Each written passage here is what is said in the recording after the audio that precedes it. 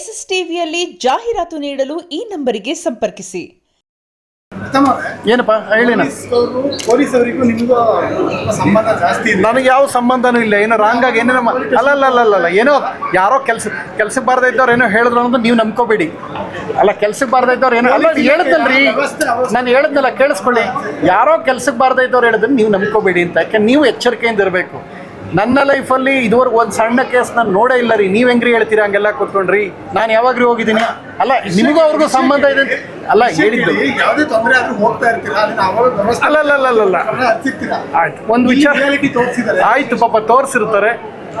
ಒಳ್ಳೇದಾಗಲಿ, ಒಳ್ಳೆ ಪ್ರಯತ್ನ. ಅವರು ದೇವರಾಜ್ ಸರ್ ಇದ್ದಾರೆ, ನನ್ನ ಇಷ್ಟವಾದ ಆ್ಯಕ್ಟ್ರು. ಪೊಲೀಸ್ ಡಿಪಾರ್ಟ್ಮೆಂಟ್ ಹೆಂಗಿರ್ಬೇಕು ಅಂತ ಒಂದು ಸಿನಿಮಾ ತೋರಿಸಿದ್ದಾರೆ. ಒಂದು ಸೆಕೆಂಡ್ ಆಲ್ ದಿ ಬೆಸ್ಟ್.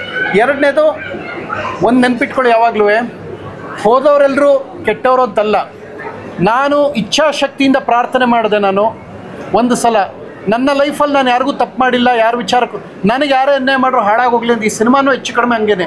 ನನಗೆ ಅನ್ಯಾಯ ಮಾಡಿದ್ರು ಒಂದೇ ವಾರಕ್ಕೆ ವಾಪಸ್ ಅವ್ರು ಇಬ್ಬರು ಪುಣ್ಯಾತ್ಮರು ಒಳಗೋದ್ರು, ಅಮ್ಮ ಮತ್ತಿದ್ದು.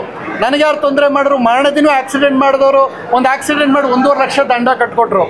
ಸೊ ಜೀವನದಲ್ಲಿ ಒಳ್ಳೇದು ಮಾಡಿ, ಒಳ್ಳೇದೇ ಆಯ್ತು. ನೀವು ಹೇಳಿದ್ದು ಅರ್ಧ ಕರೆಕ್ಟ್ ಆಯಿತು. ನಿನ್ನೆ ನೋಡ್ತಾ ಹಣ ಕಣ್ಣು ಹೊಡಿತಿತ್ತು ಕಣ್ಣು. ಹಂಗೆ ಹೇಳಿದೆ. ನಾನೇನು ಹೇಳಿದೆ ಅಂದರೆ ಪೊಲೀಸರು ಎಚ್ಚರಿಕೆಯಿಂದ ಮಾಡಬೇಕು. ನನಗೆ ಖುಷಿ ಅಂದರೆ ನನ್ನ ಸಿನಿಮಾದ ಮುಕ್ಕಾಲು ಭಾಗ ಟೀಮ್ ಇಲ್ಲಿದೆ. ಅವರ ಪ್ರತಿನಿಧಿಯಾಗಿ ಅವ್ರು ಬಂದಿದ್ದೀನಿ ಅಷ್ಟೇ. ಅವರು ಮಾತಾಡ್ತಾರೆ. ನಾನು ಹೋಗಿದ್ದು ನನಗೆ ಬೇಜಾರಾಗಿತ್ತು ಅಂತ ಹೋಗಿದ್ದೆ. ನಾನು ಯಾರ ಮೇಲೂ ಬೇಸರ ಮಾಡ್ಕೊಂಡು ನನಗೇನಾಗಿತ್ತು ಅವಾಗ ಹೋಗಿದ್ದೆ ಅಷ್ಟೇ. ಥ್ಯಾಂಕ್ ಯು, ಧನ್ಯವಾದ. ಒಳ್ಳೆದಾಗಿ ನಿರ್ದೇಶಕರೇ. Thank you. SSTV ಸಿನಿಮಾ ಜಗತ್ತಿನ ಕ್ಷಣ ಕ್ಷಣದ ಸುದ್ದಿಯೊಂದಿಗೆ.